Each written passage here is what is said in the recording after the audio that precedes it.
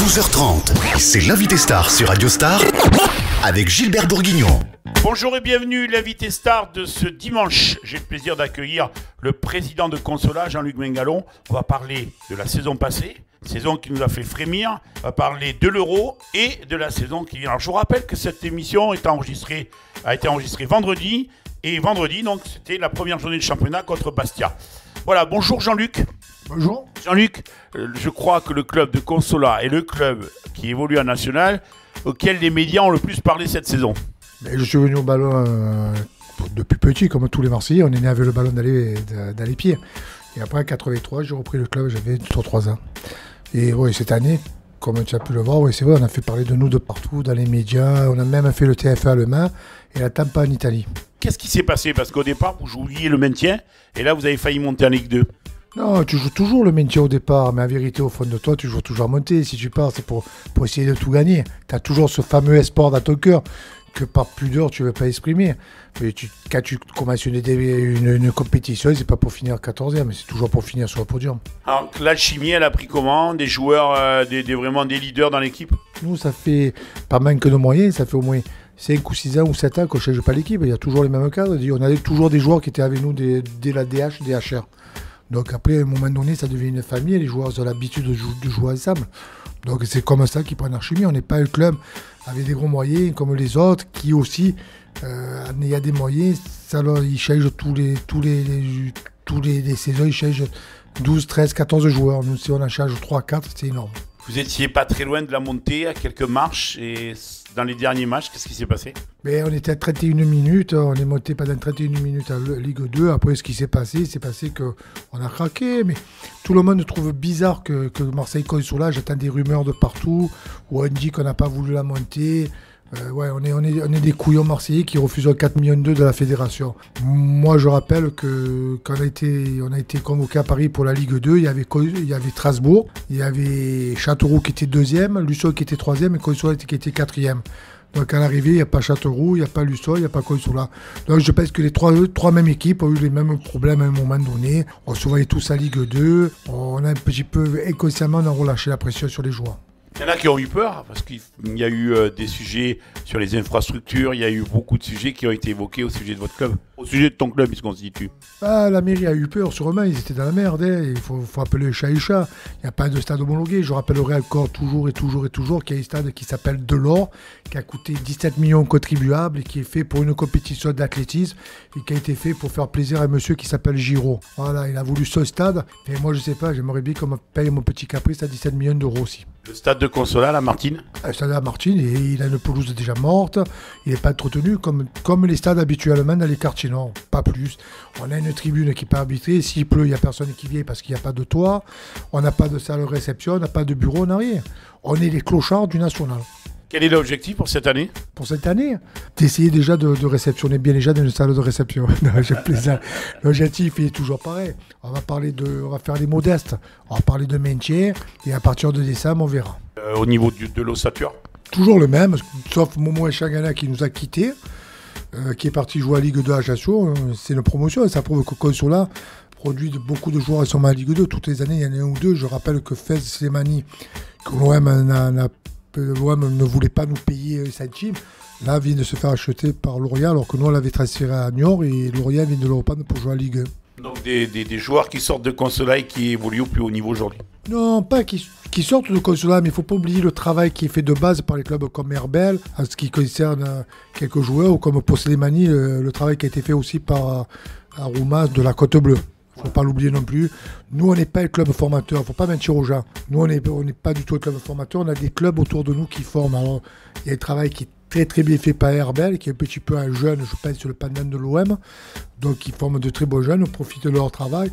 Après, un petit comme Slimani, on ne va pas se vanter. Ça a été fait par hasard. Ça sortait de la Côte Bleue. La Côte Bleue avait formé pendant 2 ans. Elle avait très très bien formé. D'autres clubs également formateurs avec qui vous avez de très très bonnes relations? J'ai des relations avec tout le football amateur marseillais. Voilà, parce que moi, je ne me la joue pas à la brune, je parle à tout le monde, je rigole avec tout le monde. Donc, j'ai des relations avec tout le monde. C'est pour ça que je souligne toujours. Je n'oublie pas d'où je viens. Il y a 10 ans, c'était moi qui étais à NHR. Voilà, c'était moi qui étais à NHR et c'était Andoum qui était aux portes de la Ligue 2. Ah oui, oui. Voilà, donc il ne faut pas l'oublier. J'espère que je n'aurai pas la même fait. On se souvient quand vous parlez d'Andoum, hein, que Andoum recevait l'Olympique de Marseille au Stade Vélodrome en Coupe du France. C'était du temps de gardiens comme Jérôme Alonso dans les buts qui tremblaient. Mais on le sait que pour jouer contre l'OM, il faut jouer à Coupe de France. Hein. Si je ne change pas de chapeau, parce que moi j'ai tout le temps pas eu cette chaise, chaque fois qu'on a le chapeau au nez, on a l'espoir de les tirer. Au dernier moment, ils changent de chapeau. Donc, on le sait, ils n'ont pas l'intelligence de se dire un jour on va faire un match amical contre le club marseillais. Ils préfèrent aller jouer contre une 4e division allemande que de venir aider le club marseillais qui est à côté d'eux, parce qu'on sait très bien que si on fait un match amical, on prendra un stade, on l'aura pirate, ça nous permettrait de faire venir des personnalités, des hommes politiques aussi, parce que c'est important de parler de subventions avec ces hommes-là. Hein. Donc, mais l'OM, ils n'ont pas cette intelligence. C'est l'OM, c'est nous et c'est tout. Voilà. Je vous rappelle l'invité star de ce dimanche sur Radio Star. On parle de football avec Jean-Luc Mengalon, qui est le président du club de Consolat. On se retrouve juste après une toute petite pause musicale.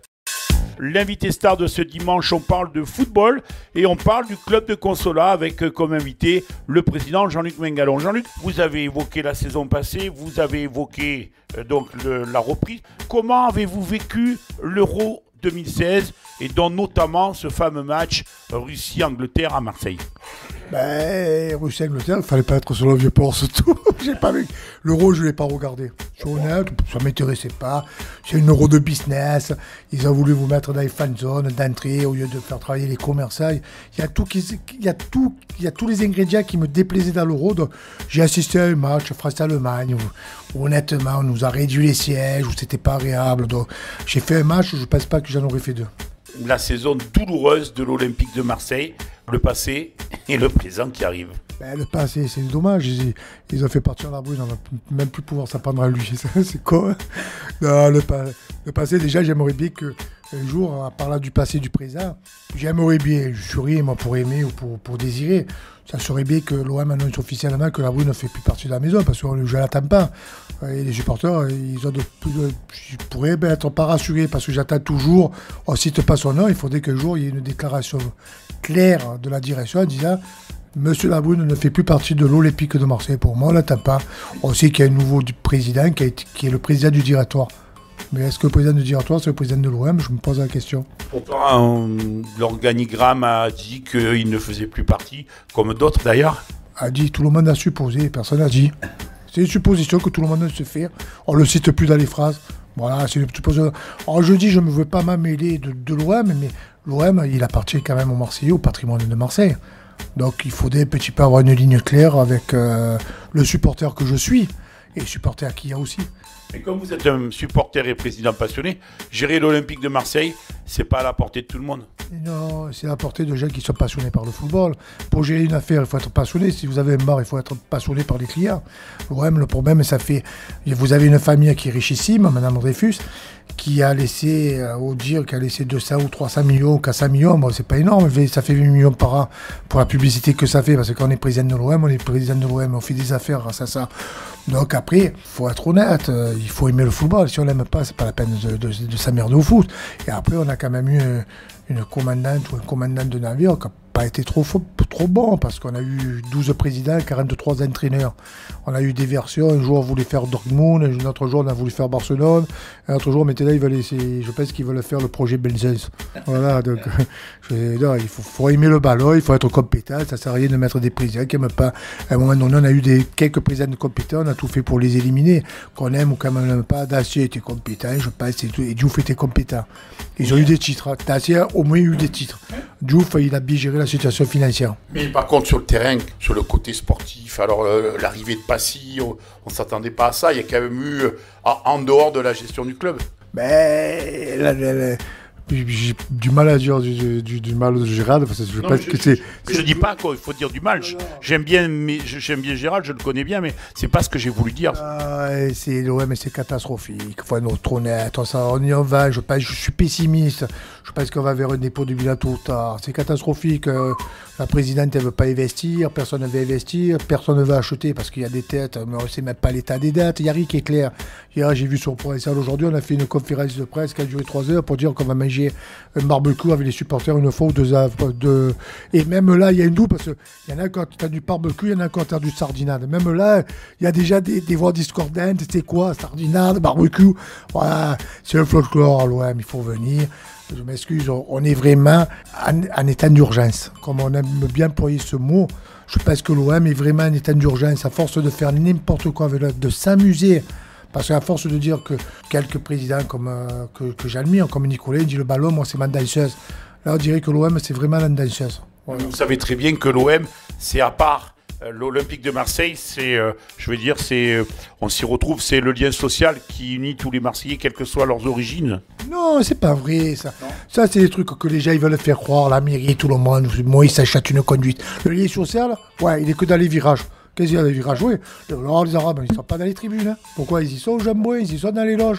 C'est pas les sociales, c'est tout bidon. On s'est contenté depuis des années de dire, c'est comme de dire, oui, l'OM, il faut que ça tienne. Non, le lien social, c'est quand on aura des terrains de foot dans tous les quartiers, quand on aura des piscines ouvertes. Ça sera le lien social. Et là, on se mélangera avec les gens.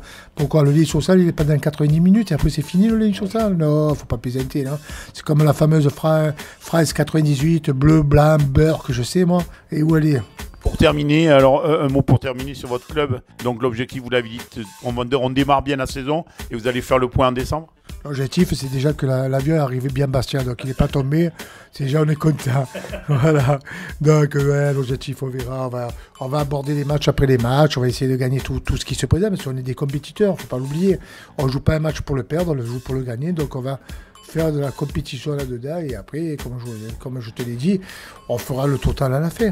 Tout simplement, à la fin, on sait qu'il faut 70 points pour monter.